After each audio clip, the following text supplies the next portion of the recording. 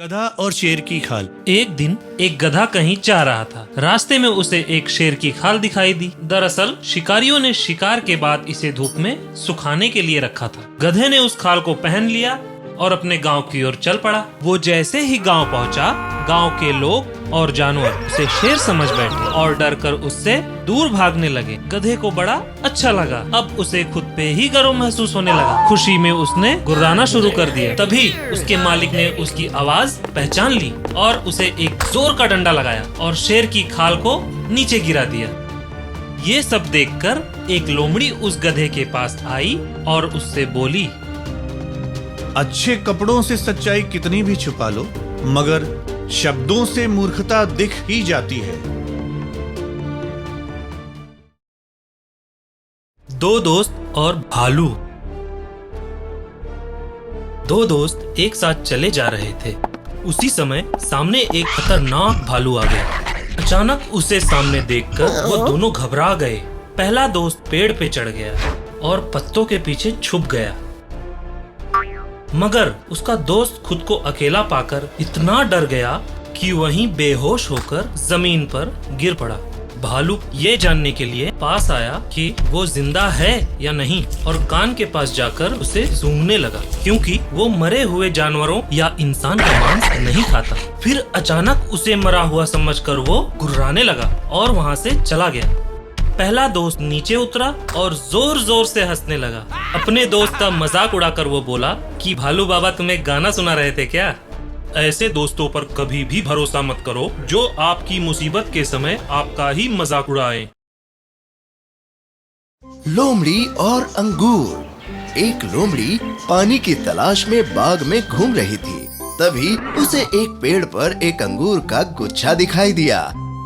लोमड़ी के मुंह से राल टपकने लगी।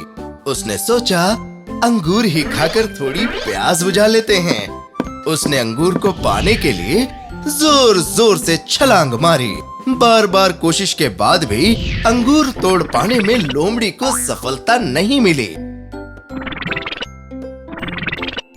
लोमड़ी निराश हो गई और ये कहकर चली गई कि मुझे पता है कि ये अंगूर खट्टे हैं। हम अपनी असफलता का दोष बड़ी आसानी से किसी पे भी मढ़ देते हैं। एक गधा और उसका मालिक। एक गधा पेड़ पौधे की दुकान पे काम करता था। एक दिन उसने प्रार्थना की, हे बृहस्पति देव, मुझे यहाँ से हटाकर किसी और मालिक के पास भेज दो। बृहस्पति देव बोले, ठीक है, पर फिर शिकायत मत करना। इतना कहकर उन्होंने गधे को एक ईंट बनाने वाले के पास भेज दिया। कुछ ही समय में गधे ने देखा कि उसे भारी भारी ईंटें उठानी पड़ रही है। वो निराश होकर फिर से बृहस्पति देव से बोला कि मेरा ये मालिक भी बदल दो। बृहस्पति देव ने कहा, ठीक है, मगर ये आखिरी बात है।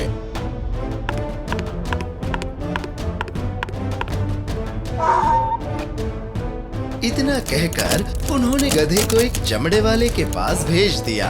अब गधे ने अनुभव किया कि इस बार तो वो बहुत ही गलत हाथों में पड़ गया है। यहाँ तो उसे खाना भी नसीब नहीं हो पा रहा है। वो अब सोचने लगा कि यहाँ भूखा रहने से तो अच्छा है कि मुझे पहले वाले मालिक के वहाँ थोड़ी ज्यादा मेहनत ही कर लेनी चाहिए थी। जिसे एक जगह संतुष्टि न मिले, उसे कहीं भी संतुष्टि नहीं मिल सकती। एक शेर और चूहे की कहानी। एक समय की बात है, जंगल में एक शेर बैठा सो रहा था। तभी एक चूहा शेर के पास आया और उसे परेशान करने लगा। चूहे की इस खेल से शेर की आंख खुल गई और उसने चूहे को पकड़ लिया। चूहे ने डरकर शेर से माफी मांगी और बोला, हे जंगल के राजा, आप मुझे माफ कर दो। हो सकता है कभी मैं भी आपके काम आऊं। शेर ने चूहे की बात सुनकर अपना हाथ खोल दिया और चूहा चला गया। फिर एक दिन उस शेर को कुछ शिकारियों ने पकड़ लिया और उसे ले जाने के लिए पिंजरा लेने चले गए। उसी समय वहां से चूहा गुजर रहा था। उसने शेर को पहचान लिया। चूहे ने जाल को काट दिया। इस तरह उस चूहे ने शेर की जान बचा ली। चूहा खुशी में बोला, मैं सही था ना मित्र। किसी भी चीज को उसके आकार से कभी भी मत आंको। सिंड्रेला।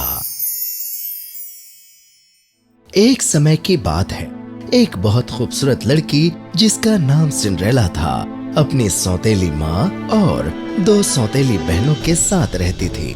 उसकी बहनें और माँ सिंड्रेला पर बहुत अत्याचार करती थी, उससे घर का सारा काम करवाती थी। एक दिन इन सभी को राजा के महल आने का निमंत्रण मिला। सिंड्रेला की बहनें और माँ सभी ने नए नए कपड़े बनवाए और सज धज रहे थे, लेकिन उन लोगों ने सिंड्रेला को घर पे ही अकेला छोड़ दिया और पार्टी में पहुंच गए। इस बात से सिंड्रेला बहुत दुखी थी और रोने लगी। तभी उसके सामने एक परी आकर खड़ी हो गई और सिंड्रेला से बोली, मैं परी हूँ, तुम दुखी मत हो, मैं तुम्हें पार्टी में भेजूंगी।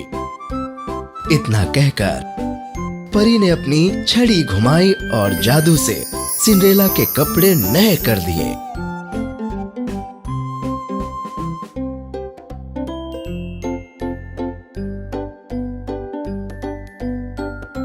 फिर उसने जादू से सिंड्रेला के जूते नए कर दिए।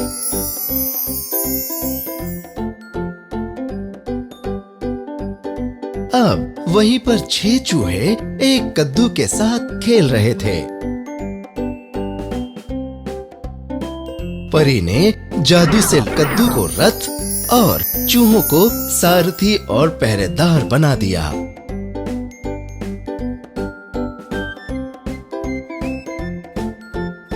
सिंड्रेला बहुत खुश होकर परी से बोली, थैंक यू परी, तुम बहुत अच्छी हो। इतना कहकर वो रथ पर बैठ गई। जैसे ही वो जाने के लिए रथ पर बैठी, परी ने सिंड्रेला से एक बात कही, सिंड्रेला, मेरी एक बात ध्यान रखना कि मेरा ये जादू आज सिर्फ आधी रात तक ही रहेगा, उसके पहले तुम्हें घर वापस आना है। सिंड्रेला जैसे ही राजा के महल के अंदर पहुंची, सौतेली माँ और सभी उसे उन कपड़ों में पहचान नहीं पाई।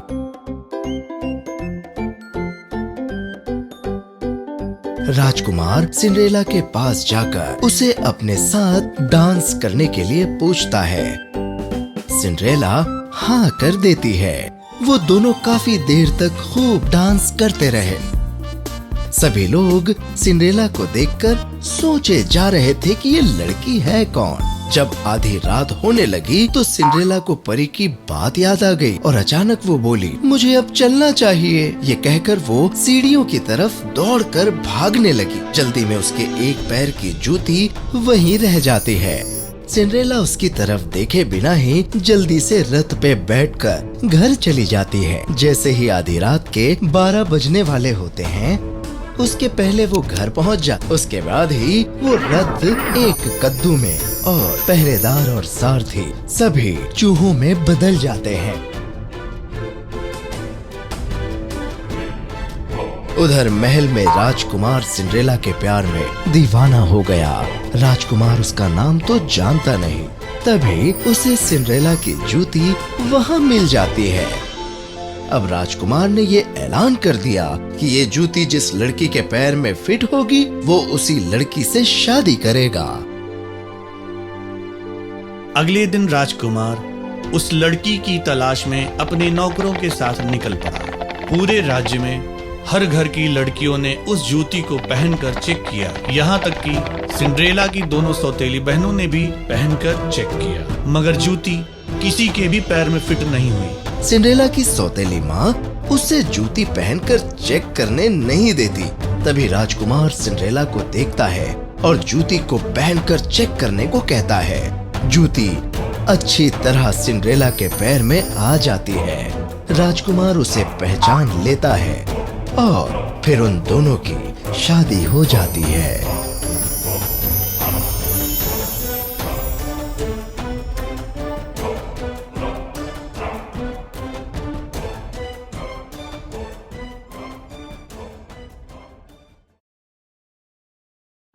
कुत्ता और उसकी परछाई। एक कसाई ने कुत्ते को खाने के लिए एक हड्डी दी। कुत्ता हड्डी लेकर घर की ओर जा रहा था। रास्ते में उसे एक पुल दिखाई दिया। कुत्ते ने जैसे ही पुल क्रॉस किया, उसकी नजर एक तालाब पर पड़ी। कुत्ता तालाब के उस पानी में अपनी ही छवि को देखकर सोचने लगा कि एक दूसरा कुत्ता भी है जिसने एक ऐसी हड्डी ले रखी है जो मेरी हड्डी से भी बड़ी है। लालची कुत्ते ने उस हड्डी की लालच में मुंह से अपनी ही हड्डी तालाब में गिरा दी। कुत्ते ने हड्डी को पाने के लिए तालाब में ही छलांग लगा दी। हड्डी पानी में बह गई। फिर उसने पानी में तैरकर अपनी जान तो बचा ली, पर बड़ी हड्डी की लालच में उसने अपनी वाली हड्डी भी गंवा दी। अब उसे इस बात का एहसास हो गया कि लालच बुरी बला है। अपने पास जो कुछ भी है उसमें संतोष करना चाहिए, क्योंकि ज्यादा की लालच में जो है वो भी कभी कभी चला जाता है। एक गांव और एक शहरी चूहे की कहानी। एक बार गांव के देहाती चूहे ने शहरी चूहे को अपने गांव खाने पे बुलाया। खाने में भुट्टा, गेहूं, पौधों की जड़ें आदि चीजें थी। शहरी चूहा गांव आ गया। भोजन के समय शहरी चूहा बोला, दोस्त, तुम यहाँ चींटियों की जिंदगी जी रहे हो। मेरे घर में बहुत ऐश है। मेरे साथ रहोगे तो तुम भी ऐश करोगे। देहाती चूहे ने शहरी चूहे की बात पर थोड़ा सोचा और फिर उसके साथ वो भी शहर की ओर चल दिया। घर पहुंचकर शहरी चूहे ने देहाती चूहे को खाने में ब्रेड, बार्ली बीन्स, अंजीर और हनी जैसी चीजें दी। देहाती चूहा इतनी सारी चीजें देखकर बहुत खुश हुआ।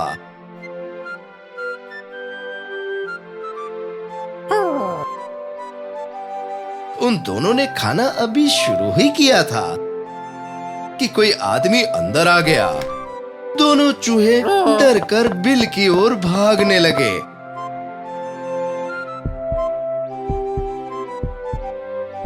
आदमी के जाने के बाद दोनों फिर बाहर आए और जैसे ही खाने के लिए चले, फिर से कोई अंदर आ गया। दोनों चूहे फिर बिल की ओर भागे। बार बार ऐसा देख देहाती चूहा घबराया और बोला, तुमने मुझे इसी भोजन के लिए बुलाया था ना? यहाँ तो हर तरफ जान का खतरा है। मुझे नहीं रहना ऐसी जगह। मुझे गांव के खेत ही पसंद है, जहाँ बिना किसी डर हम लोग घूम तो सकते हैं। वहाँ जान का ऐसा खतरा तो नहीं होता। सुकून के साधारण पल अच्छे हैं उस ऐशो आराम की जिंदगी से जो हमेशा खतरे में रहती हो।